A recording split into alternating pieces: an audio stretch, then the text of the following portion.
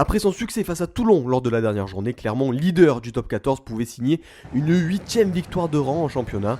Et pour cela, il fallait disposer d'Agen, bon dernier au classement. L'ASM qui a dû se passer de Jonathan Davis au dernier moment, le centre s'étant blessé lors de l'échauffement. Et dans cette rencontre, il faut un bon quart d'heure au Clermontois pour se mettre en route. Mais après cette longue séquence, c'est Brock James qui va être trouvé. L'ouvreur joue parfaitement le coup avec cette sautée qui trouve Raka sur l'aile. Raka qui vient inscrire le premier essai de la partie. 7 minutes plus tard, c'est quasiment la même situation qui se présente. Clermont déroule son jeu jusqu'à cette passe d'Aben Nalon pour qui ?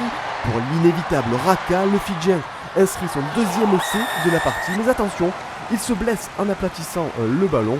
Touché à l'épaule, Raka doit laisser sa place et c'est Nakaitasi qui le remplace. À la pause, Clermont mène 12-3 face à une équipe d'Agen accrocheuse, mais bien trop indisciplinée pour inquiéter le leader du top 14. Au retour des vestiaires, Clermont poursuit sa domination et sur cette touche à 5 mètres, le ballon porté s'organise. La puissance des Clermontois fait la différence.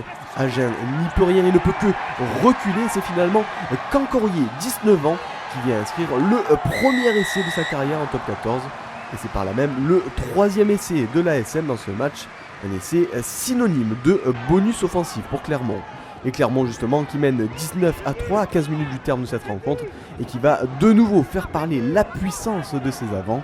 Les Agenais sont acculés à 5 mètres de la ligne. Rado place ses coéquipiers et sert Camille Gérondeau qui, bien aidé par ses avants, vient inscrire le quatrième essai de l'ASM dans cette rencontre. Le stade Michelin peut exulter et fêter ces joueurs qui font le travail comme il se doit. Et Clermont ne s'arrête pas là. Nouvelle séquence dans les 22 Agenais. Point de fixation à 5 mètres de la ligne agenaise. Camille Lopez dirige le jeu des siens et écarte sur la gauche. Arthur Ituria est trouvé et sert Nakaitasi qui conclut en bout d'aile. Et c'est la belle histoire de ce match. Non prévu au départ pour cette rencontre. L'ailier a remplacé Davis au dernier moment et se voit donc récompensé d'un essai. Mené de 30 points, Agen ne baisse pas les bras et veut sauver l'honneur. Les Agenais sont à 5 mètres de la ligne clermontoise et travaillent avec leurs avants pour faire plier la défense auvergnate. Le SUA n'est plus qu'à quelques centimètres de la ligne et sur un ultime coup de boutoir, c'est Antoine Miquel qui franchit la ligne et marque le premier essai d'Agen dans cette partie. Le SUA qui réduit l'écart au score. Clermont mène 33-10 après transformation.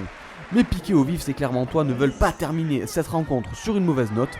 Et sur le renvoi, les hommes de Franck Azema vont mettre les Agenais sous pression pour finalement venir arracher le ballon. Enzo Sanga fait une première différence avant que Nakaitasi ne soit trouvé sur l'aile. Agen plie sous les charges auvergnates et Clermont déplace finalement le jeu sous les poteaux où Aurélien Rogerie fait la différence. Le jeu va alors partir sur l'île et Aben Danon puis le jeune Penaud trouve finalement Strettel sur son aile pour le dernier essai de cette partie. Un essai qui scelle la victoire de Clermont qui s'impose 38-10 dans cette rencontre face à Agen.